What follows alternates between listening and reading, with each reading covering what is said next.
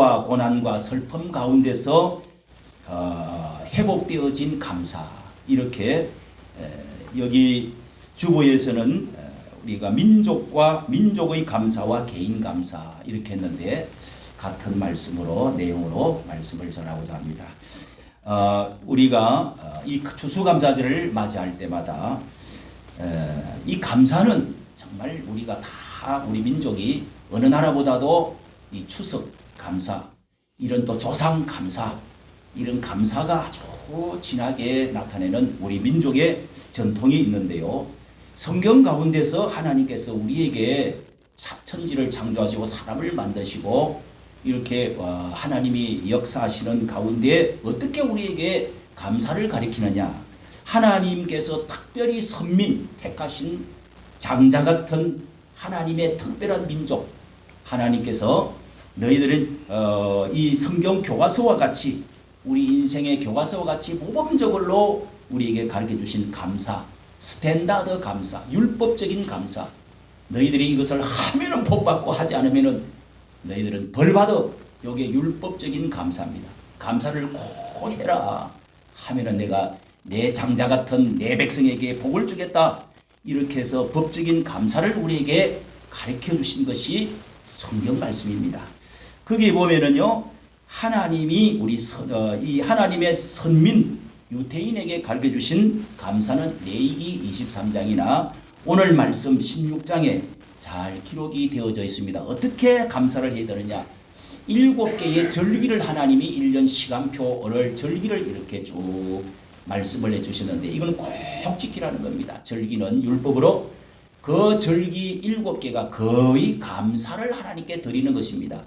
처음에 6월절이죠. 1월 14일 날 그 절기는 7일 동안에 무교절과 함께 7일 8일 동안에 드리는데, 전 민족이 다 노동을 쉬면서 그렇게 해서 해방되어진 출애굽했던 노예에서 400년 노예에서 구원받았던 놀라운 그날, 양의 피로 말미암아서 그렇게 해서 탈출되어져 나왔던, 엑스도스 되었던 그 날을, 해방의 날을 절대로 잊지 마라. 그것을 중심으로 해서 새해가 시작되어지는 것입니다. 그러고 나서 이제 초실절, 처음에 나라 들어가지고 네 땅에서 얻은 제일 처음 곡식 한 단을 이렇게 한 묶음을 베갖고 하나님께 흔들어서 거제로 올려드리라. 그래서 나중에 떡 2개를 거기서 만들어갖고 또 올리는 겁니다. 초실절. 그 다음에 한 50일 지나가지고 6월절 지나고 50일 지나면은 이제 봄철에 나오는, 우리나라에서도 봄에 나오는 이제 여러 식물들, 나무에서 맺히는 거 아니고 채소 식물들, 뭐 수박 이런 것도 있죠. 자, 이런 것들을 오순절 때 50일 돼 가지고 그렇게 해서 그날은 일요일입니다. 그때 이제 오순절에 그 떡 2개 만들고 또 여러 가지 해서 하나님께 특별히 절기를 지키면서 기뻐하고 즐거워해라. 그 다음에 이제 나오는 것이 맥추절이죠. 맥추절, 오순절이 맥추절이고요. 그 다음에 이제 7월 달에 가서 나팔절이 나오고 속죄절이 나오고, 마지막에 연말쯤 돼가지고 우리나라보다도 한 달 앞섭니다. 그렇게 해서 이제 추수감사절, 수장절, 초막절 이렇게 말합니다. 수장한다, 김장 담는다, 된장, 고추장, 된장, 또 김치장 만들고 자 수장한 다음에 그 다음에 드리라 해서, 우리나라에도 하나님이 좀 추석하고 똑같은 건데 이 수장절 이렇게 다 갈무리를 하고 나서 드리라 해서 1년 그 중에서 7개 절기 가운데서 이 6월절과 맥추절과 수장절 이 세 번은 특별히 하나님의 지정하신 장소에 와서 모든 민족이 대표적으로 나와가지고 공수로 드리지 말고 객과 과와 가부와 레인과 함께 다 어려운 사람들 모아가지고 페스티벌을 해라는 겁니다. 카니발을 하라는 겁니다. 그렇게 하나님이 즐거워하라는 겁니다. 인생이 맨날 인상만 쓰고 고생만 소처럼 고생만 할 게 아니라 즐거워해라. 그래서 이웃과 함께 막 나누고 춤추고 일주일 동안 그렇게 하는 가운데 이게 이제 성교가 되는 거죠. 이렇게 해서 민족이 절구하고 하나님께 영광이 막 돌아오는데 초막절은 왜 초막절이라고 그러냐? 말씀을 드린 대로 들판에 나와가지고 논밭에 나와가지고 전부 다 집 구석에 있지 말고 방콕 가지 말고 나와서 거기다가 얼기설기 가지를 해가지고 이 텐트를 만들어서 거기다가 호박도 올리고 뭘 해가지고 불도 달고 애들이 그냥 크리스마스는 없죠. 그때는 막 이제 아빠 엄마가 나와가지고 야영을 하는 거예요. 그러면서 절구하라는 거예요.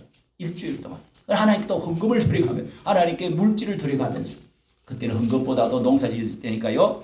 이렇게 하면서 제사장들과 함께 온 민족이 자녀들과 함께 달밤을 쳐다보면서 산책을 하면서 노래를 하면서 그렇게 하나님께 지난 또 아브라함의 이야기를 하면서 아담 이야기를 하면서 우리 민족이 어떻게 탈출돼 나왔는지 모세 이야기하면서 이렇게 해서 자녀들에게 가르치는 거예요. 여러분 참 야영을 해도 한번 이런 멋들어진 야영을 한번 해보면 좋지 않겠어요? 자, 이렇게 하나님은 그러면서 정리해서 말씀드린 것이 오늘 읽은 16절 너희 중에 모든 남자는 1년 3차 무교절 7.7절 초막절에 내 하나님 여호와의 택하신 곳에서 여호와께 보이되 공수로 여호와께 보지 말고 각 사람이 내 하나님 여호와의 주신 복을 따라 힘대로 그렇게 하나님께 물건을 드릴지니라. 오늘 우리가 이렇게 앞에도 그런 이제 의미로 이렇게 하고 있습니다. 여러분 이런 하나님께서 율법적으로 안 하면 안 돼요. 이거는 안 하면은 이 법이라고 하는 것은요 거기에는 지키면 복이고 안 지키는 사람이 꼭 걸리는 사람이 몇 명 있어. 그래서 법이 있고 경찰이 있고 검사가 있고 판사가 있고 해가 감옥이 있는 거예요. 안 하면 벌 받는 거예요. 근데 지금은 이제 우리가 그렇게 유태인이 아니기 때문에 예수님 오시고 나서 이 도덕법 이 법은요 그대로 살아있습니다. 감사하는 거는 똑같아요. 농사 짓는 것도 똑같고요.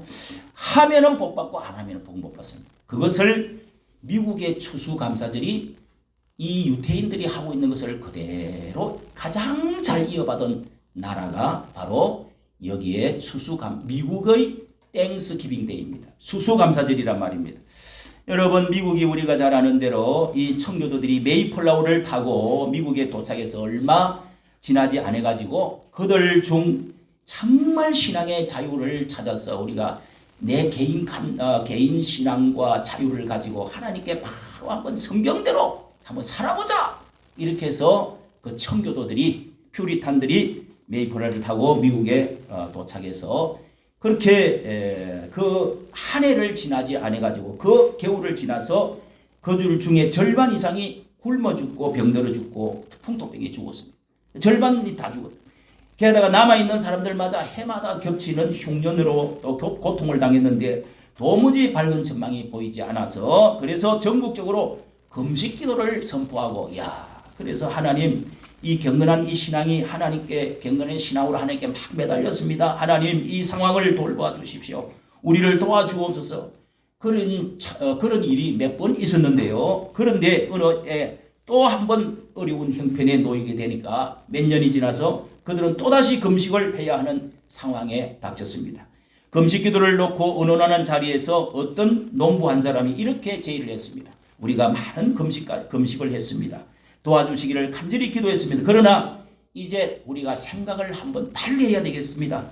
비록 농사가 흉년이 들고 형제 자매들이 병으로 쓰러지는 어려움을 겪지만은 이 가운데서도 우리가 감사할 것이 있다고 생각합니다. 식량이 풍족치 않고 여건이 유럽보다 우리가 편안하지 않지만은 신앙의 자유가 있고 정치적인 그런 자유가 있습니다. 그리고 우리 앞에는 광대한 이 대지가 열려 있습니다.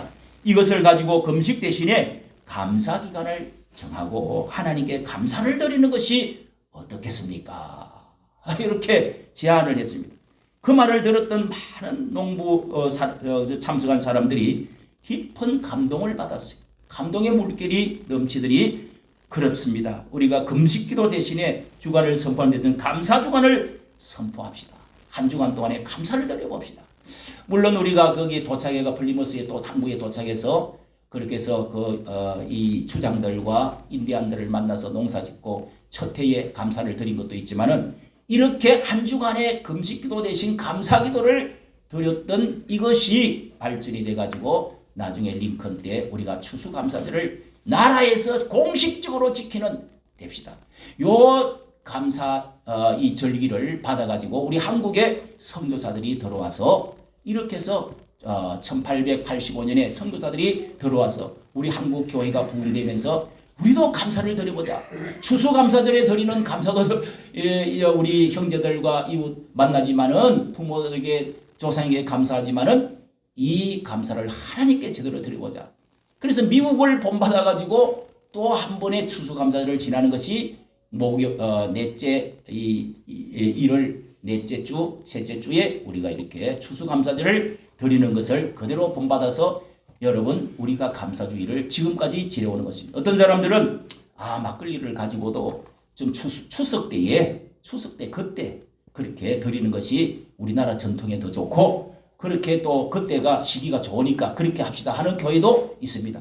그렇든 저렇든 여러분 미국이 그렇게 유태인들이 하나님께 감사했던 그것을 미국이 받아서 그리고 우리나라가 받아가지고요 이렇게 지내왔던 세계 지금 여러분 이 전쟁이 일어나고 있는 가운데서도 유태인이 뒷면에요. 세계의 2%도 안 되는 유태인이지만은 미국 안에 있는 사람이 2%도 안 되는 유태인이지만은 세계 전체를 힘을 쥐고 있는 사람들이 모든 학문, 예술, 또 이 경제 이 모든 것을 쥐고 있는 사람, 모든 사람들이 좌우하고 있는 사람들이 유태인들입니다, 여러분. 미국을 움직이고 있는 왜 바이든이 그렇게 거기를 찾아가고 계속 이스라엘 편을 듭니까? 여러분 감사를 드리는 민족 미국을 보십시오. 전 미국이 지금 중국하고 만나지만은 이 시진핑을 만나지만은 독재자 맞아. 그렇게 큰 소리 치는 겁니다 지금. 그러니까 미국하고 관계가 끊어지니까요 지금 마이너스로 확 돌았습니다. 중국이 흔들흔들하는 겁니다. 미국이 전 세계의 경찰국가요. 전 세계의 모든 은행과 모든 부를 다 쥐고 흔들고 있는 거예요. 미국에서부터 받은 축복을 우리가 그대로 이승만을 통해서 헌법과 자유민주주의를 이어받아 가지고 이 해양으로 나갔던 우리 민족이 그대로 이어받았던 것을 우리나라가 얼마나 놀라운 축복을 받았습니까, 여러분? 이게 기독교에서부터 말이죠. 3.1운동에서 시작해가지고 우리나라가 건국할 때 모든 기독교 교인들이 일어나가지고 이렇게 나라의 독립운동을 하고 그러면서 또 이 나라에 기도하고 유한순 같은 사람이 일어나고 이상제 같은 또 여러 선각자들이 일어나가지고 이 나라를 깨웠던 것입니다. 여러분 그렇게 해서 우리나라가 정치적으로 자유민주주의적으로 또 자유시장경제로 그리고 한미동맹으로 또 기독교 입국으로 세워진 이 나라의 바탕에서부터 오늘 여러분 우리나라가 7, 80년을 지나는 가운데 세계가 이제는 부러워하고 세계가 주변의 강대국들이 우리를 건드릴 수 없는 놀라운 축복을 받았습니다. 누립니다. 자, 제가 이번에도 거기를 이제 유럽으로 이 터키와 그리고 그리스, 로마 이 세 나라를 갔다 오면서 그리스를 가고 로마를 갔더니요. 이야, 거기는요. 풀이 없는 곳 산이 거의 민둥산이에요. 잘할 수가 없어. 화산재들로 해가지고 된 산들이 돼가지고요. 세계에서 살기 좋은 나라는 뉴질랜드하고 오스트레일리아, 호주하고 우리 선교사님 사는 동네가 제일 살기 좋다고 그러는데 또 캐나다 하고 좋다는데 우리나라만큼 금수강산 나라가 없어요. 물도 석회질이 없고요. 저희는 물이 석회질로 내가 어쨌든 다 그렇더라고요. 가니까 다 물 사 먹어야 되고요. 우리나라 물 사 먹는 데 어디 있어요? 식당 가면은. 자연도 너무 좋고 물도 맑고 팡팡 쏘고 화장실도 좋고 도로도 깨끗하고 건물도 깨끗하고 여러분 그리스 로마 나라가 이탈리아 나라가 우리나라보다 얼마나 오래전부터 잘 살고 수백 년 수천 년부터 잘 살았습니다. 그런데 우리나라보다도 여러 면에서 건물을 봐도 그렇고 화장실에 들어가 봐도 식당에 들어가도 다 우리나라보다 잘 먹고 아름다운 게 없어요. 전부 다 못해요. 그런데 가이드의 오랜 설명을 들으니까 안으로 들어가 보니까요. 우리나라보다 탄탄하고 역시 선진국구나 하는 것을 또 크게 깨달았습니다. 어쨌든 여러분 우리가 이렇게 잘 살게 되었습니다. 까불지 말고 교만하지 말아야 되겠구나. 음식 함부로 막 뿌리지 말고 물 함부로 팡팡 쓰지 말고 그 사람들은 전등불 하나 이렇게 켜는데도요 세금을 다 물린대. 왜 야외에 바깥에 내가지고 왜 이렇게 반짝거리냐. 그리고 평수 따라서 다 이렇게 하고요. 어쨌든 선진국에 본받아야 될 것도 참 많구나. 우리나라가 이렇게 하다가는 이런 축복이 언젠가 무너질 수도 있겠구나. 이런 생각을 많이 했습니다. 너무너무 감사하고 사도 바울이 그 걸어갔던 그 선교하기 위해서 걸어갔던 그 장소들 걸으면서 얼마나 참 눈물이 흐르는지 너무 여러분의 덕분으로 이렇게 갔다 오게 된 것을 참 감사하고 느꼈습니다. 그런데 여러분 우리 민족이 이렇게 놀라운 추수감사절을 통해서 교회를 통해서 하나님께 예배를 잘 드림으로 인해서 미국과 같이 유대인들과 같이 성경 말씀대로 복을 받은 줄로 믿으시는 여러분 되시기를 바랍니다. 네. 그런데 우리가 오늘 말씀을 또 드리고 싶은 것은 개인적인 각자의 제 개인적인 여러분들과 비슷한 처지에서 저는 있는 사람이기 때문에 저 개인적인 가정적인 추수감사도 있다. 저도 이제 나이가 들어서 은퇴를 해야 될 나이는 돌아왔습니다. 교회 법적으로. 그래서 후임자를 누가 좀 맡았으면 좋겠다 하고 기도하고 있습니다. 그런데 인생에 이제 추수를 하고 수장해야 될 겨울이 이제 돌아오고 있습니다. 가을이 짙었습니다. 저도 짙었고 이번에 여행에도 제가 다리를 막 절면서 다녔습니다. 인생에 이렇게 황혼이 오는 것은 어쩔 수가 없는 거죠. 예. 그런데 제가 살아온 것을 잠깐 말씀을 드리면서 그 감사가 어떤 것이었는지 한번 말씀을 드리려고 합니다. 여러분 저의 인생과 여러분의 인생은 많이 정말 비슷합니다. 비슷하기 때문에 이런 사역도 제가 하고 있는데요. 저도 이제 우리 어머니가 작년에 돌아가시고 이제 저희 아버지는 일찍 돌아가시고 저는 장인 어른이 우리 아버지가 없이 살았기 때문에 참 있으면 좋겠는데 장가를 가보니까 장인이 없어요. 그리고 이제 장모님은 너무너무 장모님이 감사하게 돌아가시고 나니까 너무 마음이 아파요. 제가 너무 도움을 많이 받아요. 많이 받았다기보다 사랑을 받고 결혼도 찬성을 받고 뒤에서 도와주시고 그렇게 하시는데 막내 딸이 되놓으니까 가니까 아주 늙은 할머니야. 그래갖고 얼마 사시다가 저를 뒷바라지를 우리 신학교 다니는 거 뒷바라지 하시다가 돌아가시고 나니까 아무도 없는 거예요 이제. 그런 가운데 인생에 이제 이렇게 황혼에 이제 돌아왔는데요. 어머니도 돌아가시고 제가 저의 이제 인생에 6.25 때 마지막 6.25 정전하는 그 달에 제가 태어났습니다. 그러니까 제뜸 이후에 우리나라의 그 과거에 여러분 30-40년 뒤로만 돌아가도요 형편없습니다. 우리 자녀들 지금 30대 정도는 좀 고생을 덜하고 저 밑에서도 우리 자녀들도 고생 많이 했습니다. 화장실도 없이 판잣집에서 계속 살았어요. 그러니 우리 자녀들이 완전히 그냥 읍길로 가도 저는 할 말이 없어요. 제가 학원비를 제대로 대어준 적이 없어요. 그런 고생을 따라서 했는데 저 시대는 어떻게 했습니까? 그렇게 여러분 살면서 59년도에 9월 11일 날 이 사라오 태풍으로 해가지고 제가 어젯밤에 다 사라오 태풍이 뭐냐고 다시 한번 들어가 봤더니 우리나라에서 최대의 피해, 인명 피해는 몇 번째고요. 그때 900명이 죽었는데 위에 헬리콥터가 뜬 게 제가 그때가 6살 때인데 다 기억이 나요. 6살 때. 그때 집이 무너져가지고 우리 아버지가 예수를 믿고 처음에는 예수를 안 믿었죠. 용동이라고 하는 용덩어리에서 태어났어요. 그런 동네에 무슨 예수 믿는 사람 한 명도 없는데 만주를 가가지고 몇 개월 있는 가운데 공산주의를 받아들였어요. 할머니가 둘째 아들 똑똑하다고 해가지고 공부를 시킨다고 만주를 갔다가 공산주의를 받아오고 그래서 빨갱이가 됐죠. 그래가지고 남한에 내려왔는데 경찰하고 싸우면서 죽이고 막 그랬다 우리. 경찰들이 쫓아왔어요. 그래서 도망을 갔는데 농 속에 숨어 있다가 할머니가 막 어떻게 따돌려가지고요. 그 이야기를 들었습니다. 그리고 그 한 올이 있는 진영으로 도망을 가서 교회 속에 숨었습니다. 김희도 목사님이라고 하는 평생 동안 우리 가족들이 그 목사님 밑에서 이렇게 지났는데 그 교회 목사님을 만나가지고 진영교회 거기 도망가서 만나서 예수를 믿게 된 거예요. 그런 다음에 금식기도 하고 예수 믿고 불이 확, 그러니까 뭐 공산주의에 불 붙은 사람은요 예수도 불이 잘 붙어. 예수님을 믿고 나면. 그러고 나서 우리 할머니하고 40일 기도하고 기도원 다니고 하다가 잠깐 신학교 성경학교도 갔다고. 그래서 우리 저희 아버님이 처가댁으로 완전히 보따리에 싸들고 와가지고 살다가 교회를 지었어요. 교회를 짓고 제가 그 태어날 때 뱃속에서부터 예수를 믿고 저는 그 신앙에서 그 교회에서 그렇게 해서 살아가면서 신앙생활을 했는데요. 그래서 아버지가 이 할머니 이 4.25 태풍 때 새벽 기도를 하고 돌아보러 집으로 들어가다가 이 방천에 물이 터지면서 넘쳐나면서 그 집이 그냥 들어가는데 무너져서 깔려서 돌아가시고 말하죠. 그때가 38살입니다.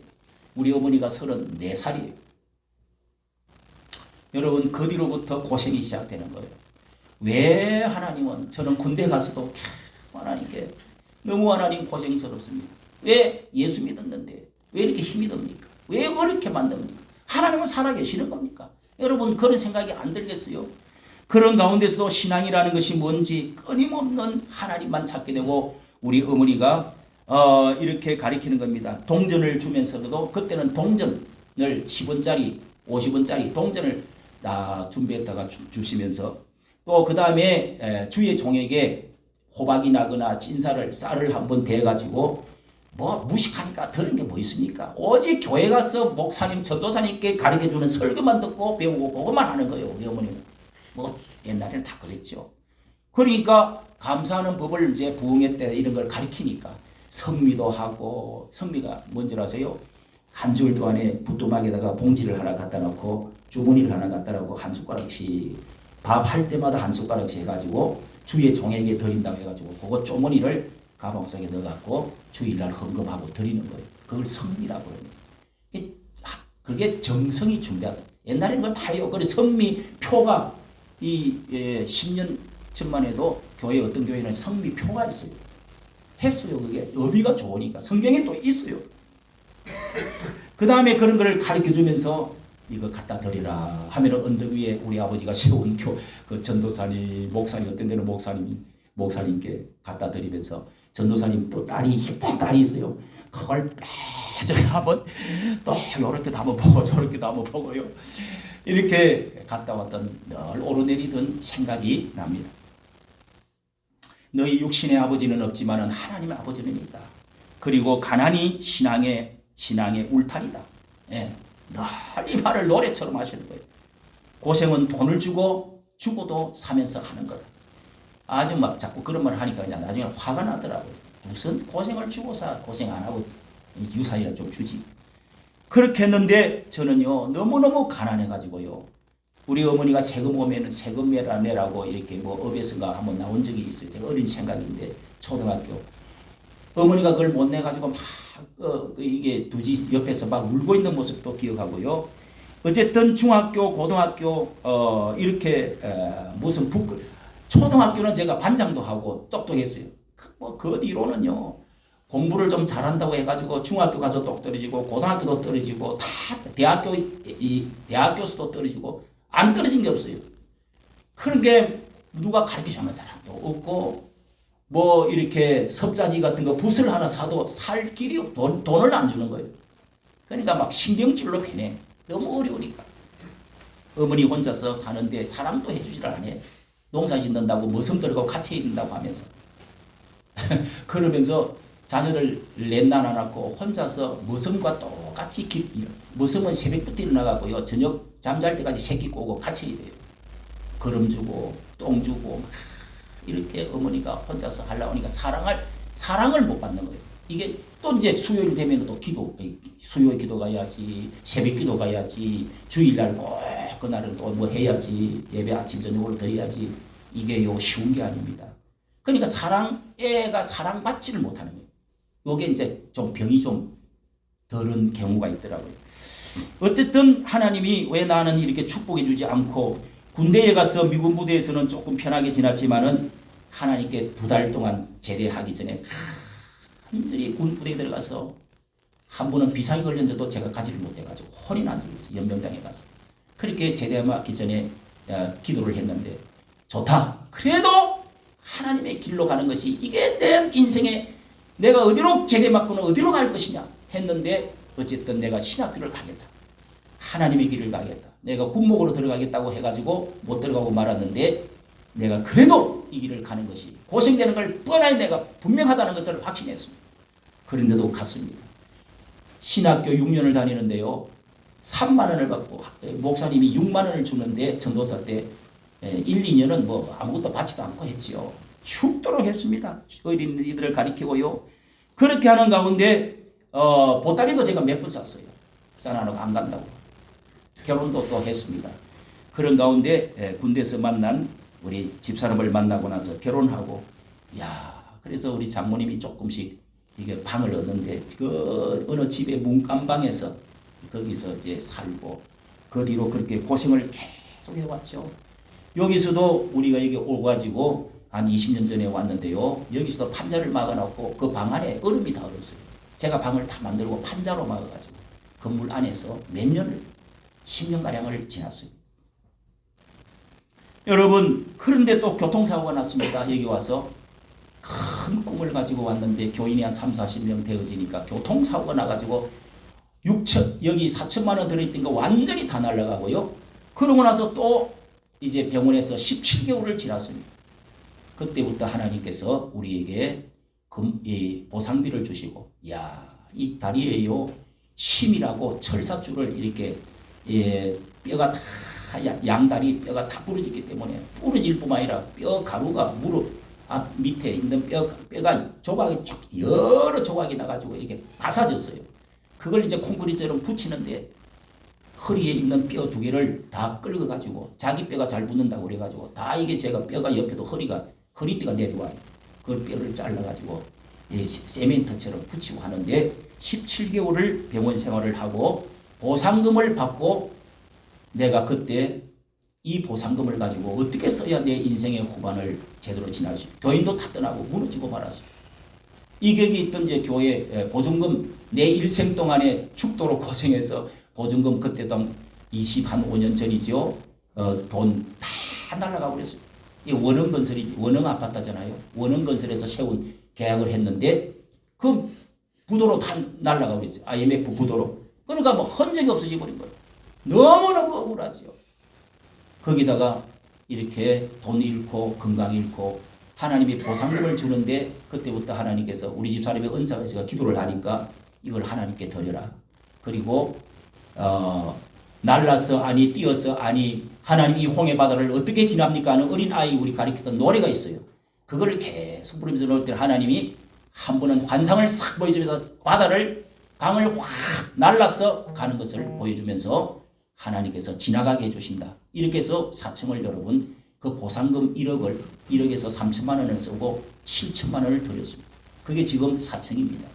누가 2,500만 원을 보태줘가지고 또 겨우 이렇게 방을 들여놓는데 어떤 분하고 집사님하고 저하고 둘이서 다리를 절면서 방을 만드는 거예요. 그러니까 방이 허술하죠. 자, 그렇게 지났는데요. 이 말씀을 드리는 이유는 제가 우리의 자녀들에게도 과외 공부를 제가 참 자녀들에게 후회되고 미안한 것이 늘 있는 것을 한 번씩 내가 말씀드린 적이 있습니다. 한 번 이렇게 공부를 또 과외 공부를 시켜본 적이 없습니다. 과외 공부를. 고등학교 딱 들어가면은요, 한 2년 정도는 2학년 딱 되면은 전부 과외 수업을, 최고급 과외 수업을 받으니까 이게 처지기 시작하는 거예요. 그런데 돈이 어디 있어요? 나는 재수도 못 시키고 과외 수업을 시켜본 적이 없습니다. 또 재수도 하면 10점, 20점 올라갑니다. 지금도 엄청 재수 많이 하잖아요. 그 주변의 사람들, 친구, 목사님들, 딸들은 그렇게 해서 재수를 해갖고 지금 학교 선생님하고 일찍 들어가서 하고 있는 사람이 몇 사람이 있는데요. 그렇게도 하지를 못했지만은 제가 기도하기를 하나님 2류를 들어가고 3류를 들어가도 행복지수는 누구보다도 높게 하여 주시옵소서. 나는 이거 못합니다. 이렇게 해가지고 기도를 해왔었습니다. 그런데 여러분 감사한 것은 이 자녀들이 이렇게 커서 제 다 큰 딸을 제가 키울 때 신앙생활을 너무 군대 생활, 장교 생활을 하고 있는데도 너무 힘든데요. 그래도 새벽기도 해야 돼. 아침 기도는 해야 돼. 하다가 다투다가 제가 뺨을 때린 적이 있습니다. 거기 제가 방문을 가가지고 하루 자면서 기도해야 된다. 이제 이런 일들이 다 있어요. 이거 뭐 가슴 아픈 상처지요. 예. 그런 적이 있었는데요. 이 제가 감사한 것은 신앙을 잃지 않고 애들이 다 신앙생활 한다는 거예요. 목사 아들이라고요. 목사 자녀라고 다 신앙생활 잘하는 게 아니에요. 그 다음에 신앙에 좋은 남편들을 만났어요. 정말 좋은 남편들을 만났어요. 나보다도 성격도 좋고 그 부모들도 좋고 또 아주 실력도 있고 또 스스로 해보고자 하는 그런 것도 있고요. 이렇게 해서 지금 성장을 잘해서 좋은 남편 주시가지고 자식들을 행복한 가정을 꾸몄어요. 내가 한 푼 도와준 것도 없지만 박사 공부 5년 한다고요. 미국 가가지고 그 고생을 세탁소 다니면서 고생을 해도 내가 하나 도와준 게 없어요. 그런데도 지금 그래도 10억 이상의 집을 사고 지금 그렇게 해서 다 자립을 해갖고 지금 우리 교회를 돕는 일에도 아빠 이런 작은 교회 한다고 그렇게 위축되고 하지 마. 괜찮아. 하나님은 작은 거 숫자를 보는 거 아니고 이렇게 격려를 하는 거예요. 얼마나 창피하죠. 저는 자존심 같은 게 좀 있죠. 그래도 그렇게 말을 하면서 이렇게 지금 11조를 도와주고 감사한금하고 이렇게 다 해가지고 재정이 모자라지 않습니다. 차고 넘친다기보다는 넘치지요. 결혼 때의 선물을 하나 해주지를 못했지만은 하나님께서 제 후반에 저에게도 어떻게 하나님이 축복을 해주셔서 제가 받은 축복은 예수 믿고 이렇게 제사함 받고 천국 가게 된 것. 참 이것 이렇게 제가 깊은 가을에 생각을 해보면 다른 종교를 믿은 것보다 예수를 믿고 천국 가게 된 것 이거보다 더 큰 축복이 어디 있는가. 신앙 물려받은 것. 내가 어려운 많은 과정을 지났지만은 목사가 되어서 하나님의 일에 동참하게 된 것. 그래도 다른 직장보다 이게 감사하다. 그리고 그 어려운 가운데서도 하나님의 자녀들의 감사뿐만 아니라 노년에 하나님이 감사할 것을 나에게 넘치게 보여줍니다. 교통사고 난 그 이후로 하나님께서 여러분 이렇게 내가 광고 내고 저 서울역 영등포역에 가서 그리고 병원에서 만났던 그 술 중독자들 병원이었습니다. 그 술 중독자가 있는 병원이었어요. 그런 사람들을 만나갖고 여기서 우리 딸이 하던 피아노 학원 하던 그 교실들을 전부 다시 막고 또 방을 새로 넣어가지고 이거를 지금 4층을 전 125평 저걸 방을 타는 거예요. 넣었는데 여러분 그러면서 이 일을 하고 난 이후로 하나님께서 겉으로 생각하면 사람 만나고 목회자 우리 동료를 만나면 창피하기도 하고 돈 도와주기도 하고 하니까 업신여김 받기도 하고 그러지만은 엎드리고요. 하나님이라면 이런 교회가 있어야 된다는 거예요. 하나님은. 작지만은 하나님이 기뻐하신다는 거예요. 새벽마다 그걸 느껴요. 그래서 제가 지금까지 이게 없애지 않고 지금까지 온 겁니다. 20년을 넘겨온 것이죠. 이번에 제가 여행을 갔는데요. 여행을 가면서 그래도 그 부부가 다 왔는데 한 사람 외에는 100명 중에서 다 부부가 왔어요. 부부가 왔는데 두 사람이 쓰는데 700만 원, 800만 원이 또 많게 하면 1000만 원 들겠지요. 700만 원, 800만 원 들여서 다 왔어요. 저도 그 속에 들어가니까 그 사람들이 다 교수들이고 다 공무원들이고 다 그래도 자식들을 잘 키우고 의사고 선생이고 다 그렇더라고요. 내가 축복을 받았구나.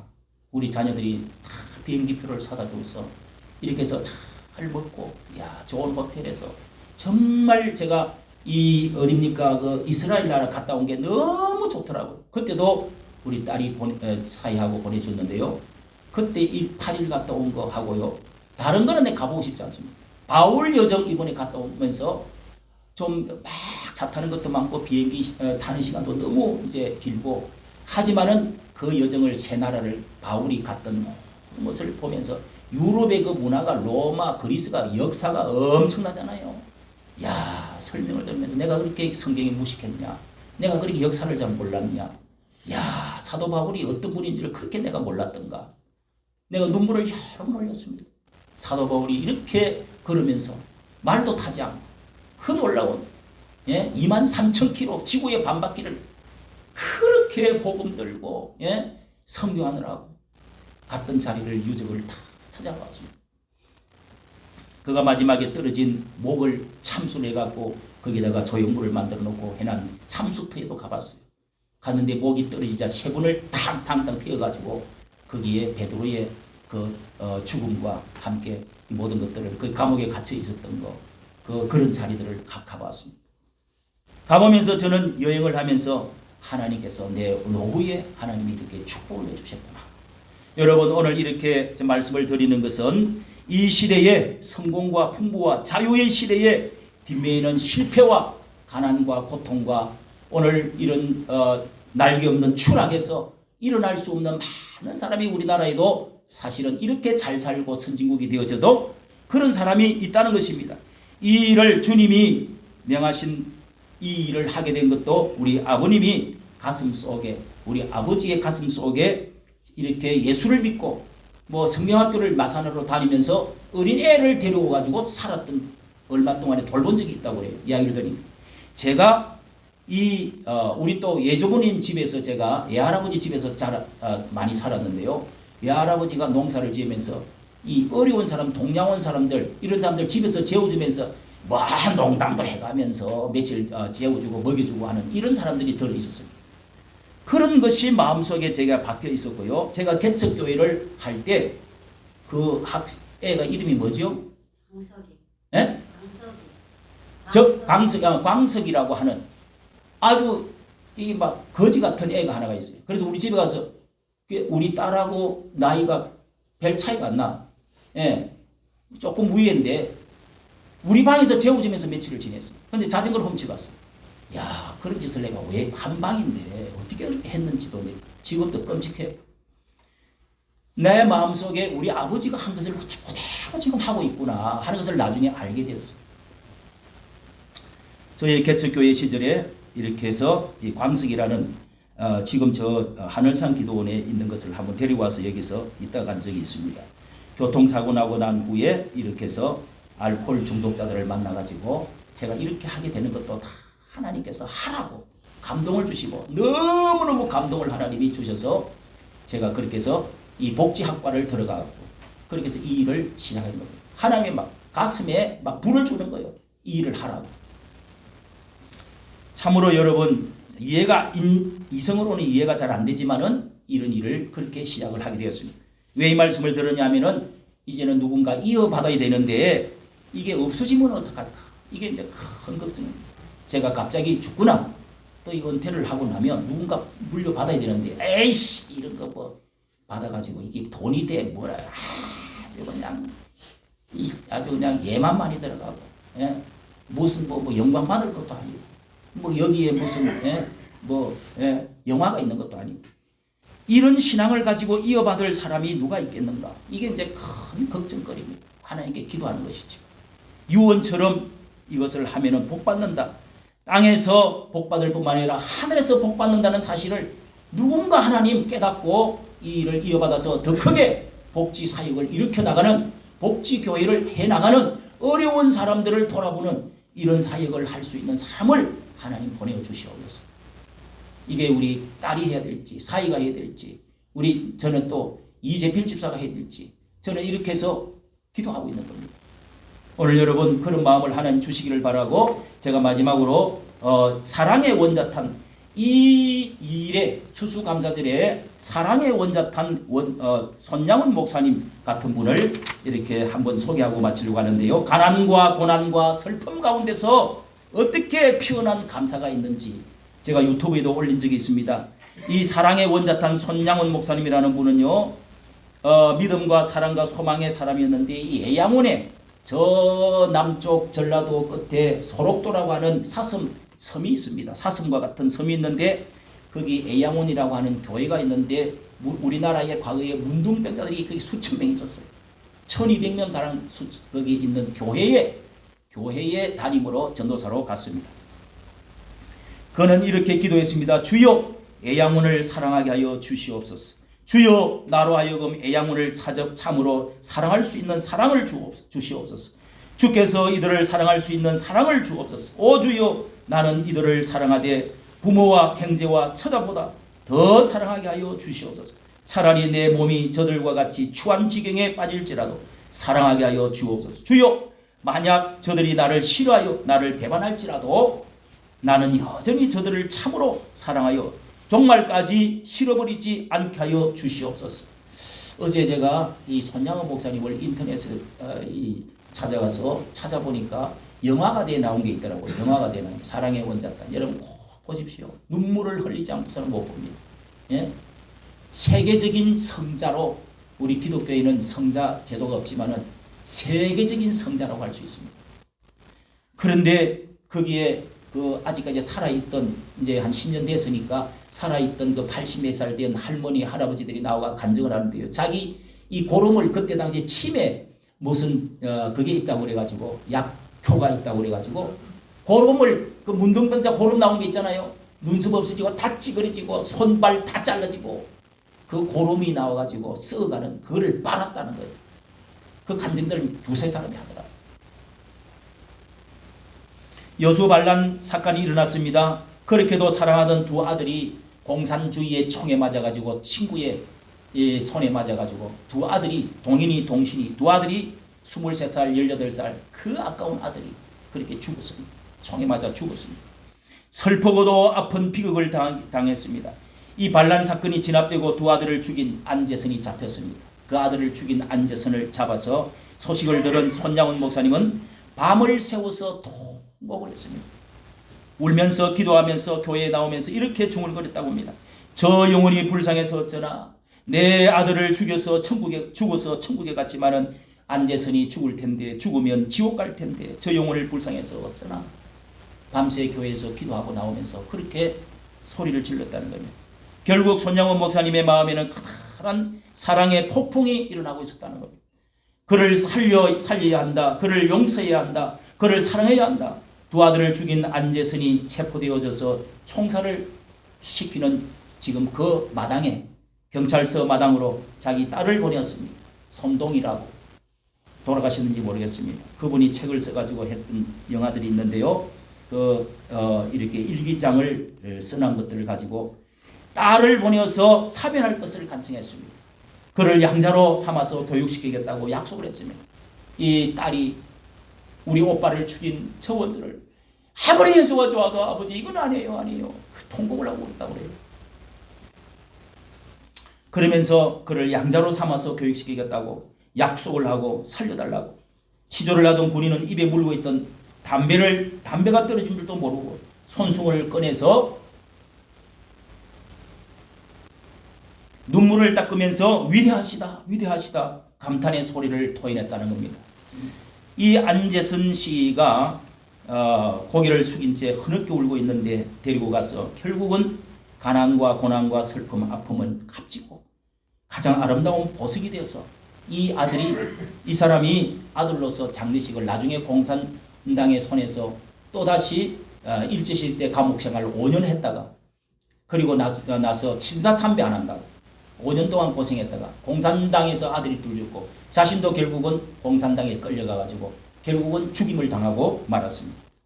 이 손양원 목사 죽을 때 장례식을 앞장서 치룬 사람이 이 데리고 온 원수의 아들 안재선입니다.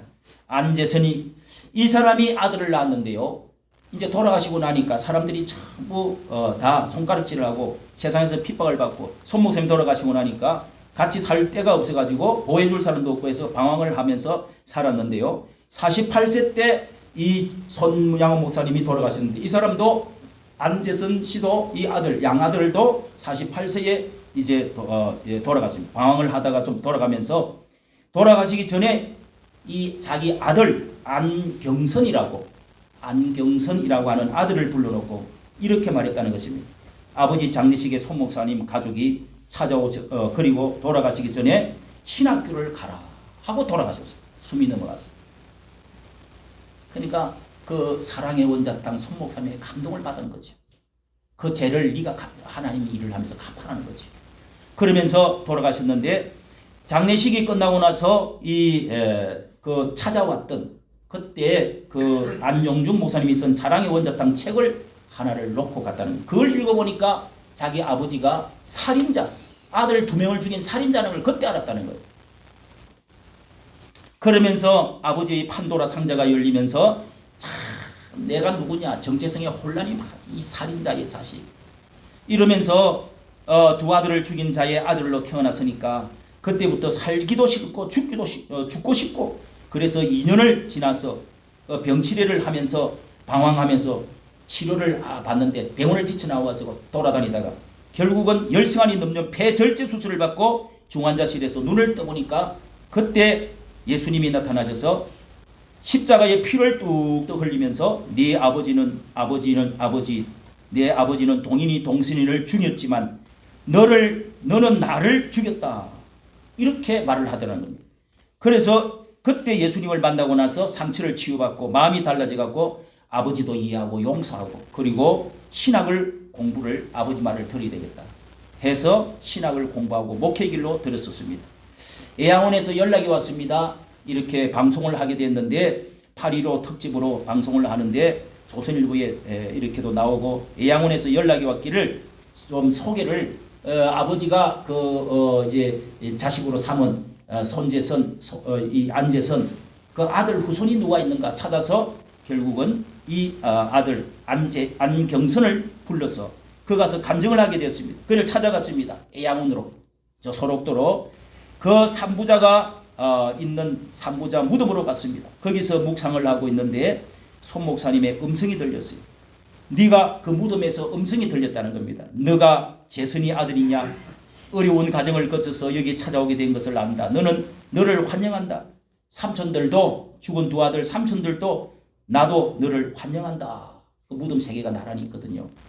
그런 그 음성을 듣고 이사야서 40장 1절 너희는 위로하라 내 백성을 위로하라는 그런 그 마음이 내가 사람들을 위로하고 살아야 되겠다 하는 마음이 확 들어왔어. 저도 그런 심정을 제가 받았다고 했잖아요. 2016년에 손양원 목사님의 생가 기념관을 이제 주기철 목사님과 그 손양원 목사님이 우리 그 동네에서 멀지 않는 거기에 있어요. 기념관을 완공이 돼서 그때 초대 관장으로 초대받아서 봉사를 하게 됐는데 그 뒤에 보건복지부 장관이 어떻게 연결이 돼가지고 저 부룬디에 500명의 한센인이 있다. 누가 갈 사람이 있느냐. 뭐 이런 것이 있었다는 겁니다.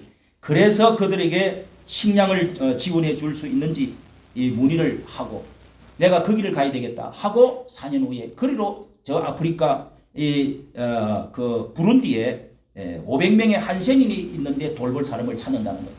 거기를 지원해 가게 되었습니다.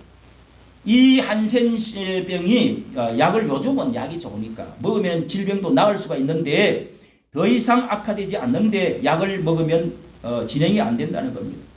그런데 한국에서는 완치가 되었고 이제는 전 세계의 도움을 받아서 잘 사는 나라 되었으니까 그런 거 병도 걸리지도 않고 다 나았는데 적도 부근에 한센인이 4,000명이 또 있다는 거예요. 부룬디는 500명이 있는데요. 그 근처에 4,000명이 있다고 해요.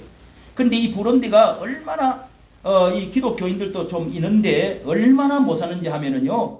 이 사람들이 최빈국으로 초등학교 때부터 대학교까지 교과서가 없대요. 교과서. 한 달에 40불로 산다는 거예요. 40불이면 4만 원이죠. 4만 원인가? 그렇죠? 5만 원으로. 이렇게 한 달에 사는데 최빈국이라고 그래요. 초등학교부터 대학교까지 교과서가 없어 선생님이 가르치면 학생들이 노트에 적어가지고 공부를 하고 있다는 겁니다. 이 얼마 전에 그분의 간증이 크리스찬 타임즈에 이렇게 나와서 제가 유튜브를 올린 적이 있습니다. 이렇게 해서 미국에 뜻있는 분들을 간증을 하면서 교육 사업을 했으면 좋겠다. 쌀 10kg, 콩 10kg, 빨래 비누, 소금 이런 걸 나눠주면서 그렇게 해서 복음을 전하고 지금 돌보고 있다고 합니다. 여러분 오늘 말씀을 마치면서 우리의 인생에 슬픔과 가난과 아픔과 이 고통이 있는 가운데서도 반드시 하나님은 열매를 주신다. 이렇게 해서 손양원 목사님의 아들 이 손자뻘이 되는 이 사람의 열매를 맺어서 이렇게 지금 이어가고 있지 않습니까? 놀라웠게도 이어가는 이런 축복이 지금 해가고 있는 것처럼 오늘 여러분 우리의 인생에 가을이 오고 겨울이 올 때 과거에 얼마나 많은 고난이 있다 할지라도 그 고난에 반드시 하나님은 뜻이 있다. 고난의 보자기 안에 축복이 들어있다. 그 고난을 통해서 열매를 하나님 맺어가고 있다 하는 사실을 믿으시는 여러분 되시기를 예수님의 이름으로 축원합니다.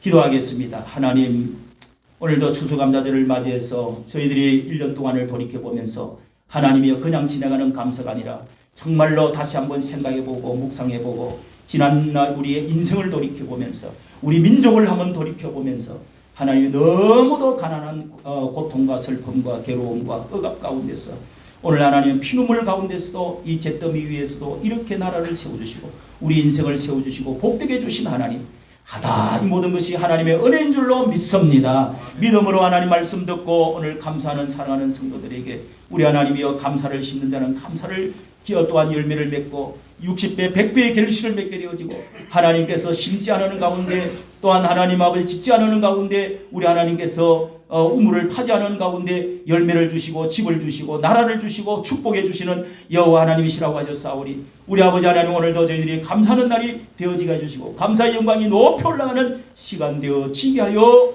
주시옵소서. 우리 주 예수님의 이름으로 기도하옵나이다. 아멘.